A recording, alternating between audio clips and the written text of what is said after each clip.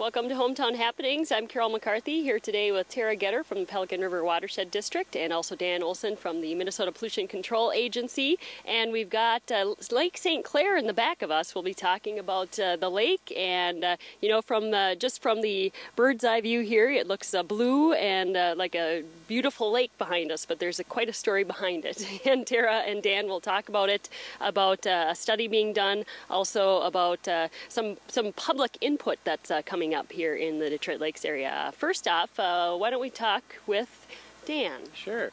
Hi. Well, what I'd like to talk about first today is something that's coming up in Moorhead in December. And what the state is planning is a citizens forum on the environment, and we're inviting all interested parties from the northwest area of the state to participate in this event.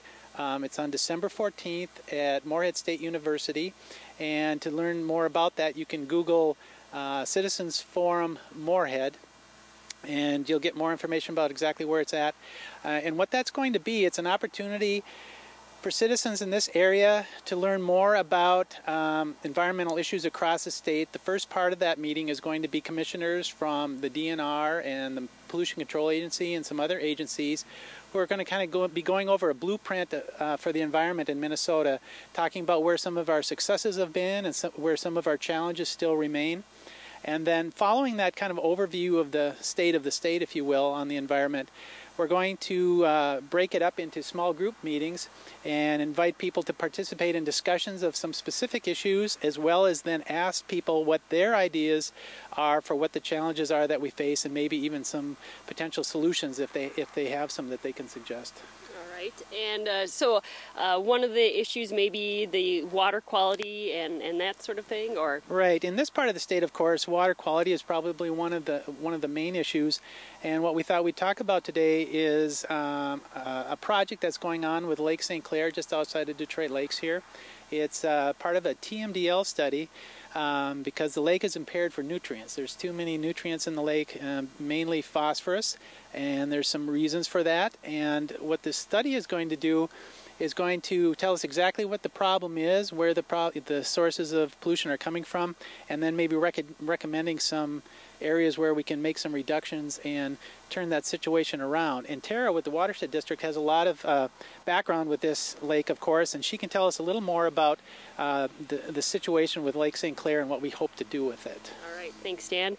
Tara Getter with the Pelican River Watershed District, Executive Director. Tell us a little bit about, why don't you maybe step back a few paces here and tell us a little bit of the history of the Pelican River Watershed District, and I understand that it is affiliated somewhat with the St. Clair Lake. It is. Back in 1967, the district was formed because of impairments to Lake Sally, which is downstream of St. Clair, and because citizens on Sally Melissa were upset by some of the practices that were going on back in throughout the whole century, the 19th century, as well as up into the 70s, that we needed to change some practices with the wastewater treatment system and also how we drain stormwater coming out the city. And the citizens said we'd had enough, and they decided that they wanted to form a watershed district to help with this problem. So this has been part of our history since their inception. And here we are today looking at St. Clair again. Back in the 1990s, we looked at St. Clair and we knew that it was still exporting too much phosphorus to Sally. And what we did then is looked at a number of practices, including working with the City of Detroit Lakes on their wastewater treatment plant practices, as well as with the City of Detroit Lakes, their stormwater. If you drive around town, even now today, you can see many of the stormwater ponds that were built back then to help with improvements, and as well as doing an alum treatment on St. Clair, which really reduced a lot of the nutrients being exported out of St. Clair from the end of the 1990s. But we have continued monitoring, and even with doing some of those treatments, we still do not meet the nutrient standards. So we have some more work to do. And that's what we're looking at. How much more work do we need to continue on to meet those standards, and to not only help St. Clair itself, but also to help those valuable water resources downstream, such as Sally Melissa and Pelican Lake. All right. Tara Getter from the Pelican River Watershed District, Dan Olson from Minnesota Pollution Control Agency. My guests today on Hometown Happenings. We're going to take a quick break and come back and we'll talk to Tara more about the study that's coming up and input session that's coming up as well when we return. Welcome back to Hometown Happenings. I'm here today with Tara Getter, Pelican River Watershed District Executive Director, Dan Olson from the Minnesota Pollution Control Agency. We're talking about a study being done on a St. Clair Lake here in Detroit Lakes and really looking at really cleaning up the lake, so to speak. Yeah, we are looking at that, and part of the TM Dale study is to look at where those nutrients are coming into the lake. And right now, that's what we're doing. We're saying, okay, where are these nutrients coming from? Whether are they coming from out of Long Lake? Are they coming out of the Willow Springs area? Are they coming out of the city of Detroit Lakes from the downtown area? Those are the things that we're looking at right now and studying and figuring out how much nutrients are coming out of these various areas and then ways to reduce those nutrients. So stay tuned, and we definitely want to have people involved in the process when we look at where the nutrients are coming from and how to fix the problem. Right. But Tara, looking at the lake behind us, most people would say that looks like a pretty good lake to me. I mean, what's the importance of St. Clair Lake? Well, St. Clair Lake is it's an important lake in the standpoint that it's a receiving water body, and it was from the wastewater treatment plant. It receives nutrients as well as from the other land surrounding it. And as part of a kind of an over watershed management area, it's part of the connectiveness of our waters.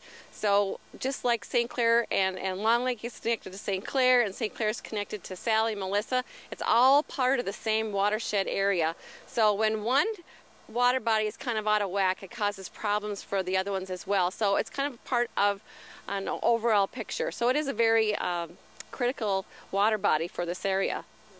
Tara Getter from the Pelican River Watershed District, moving back to Dan Olson from the Minnesota Pollution Control Agency. And Dan, people have opportunities to give some input on how they feel things are going or where they want to see things going, and you're just going to reiterate. Exactly, right. And those meetings are being held across the state. The one for the northwest region of the state, again, is going to be held in Moorhead on December 14th at Moorhead State University. It's going to be in the Comstock Memorial Union, and if people want to get the details, what I would recommend they do is go to the web and Google the phrase Citizens Forum Moorhead, and the link will come up with more information about where that is and what's going to be done. And I'll just reiterate again, what we'll be doing there is people will be provided with an overview of how well we've been doing with environmental issues across the state at the beginning of the meeting. And then we go into breakout meetings where we gather people's opinions about what they just heard, as well as to talk about issues they might be bringing to this session to make sure that get on the board so that they can be looked at and become part of the discussion with the governor's group about what the priorities for the environment are going to be for Minnesota going forward. Dan Olson from Minnesota Pollution Control Agency and Tara Getter from the Pelican River Watershed District. My guest is today on Hometown Happenings, and for TV3, I'm Carol McCarthy.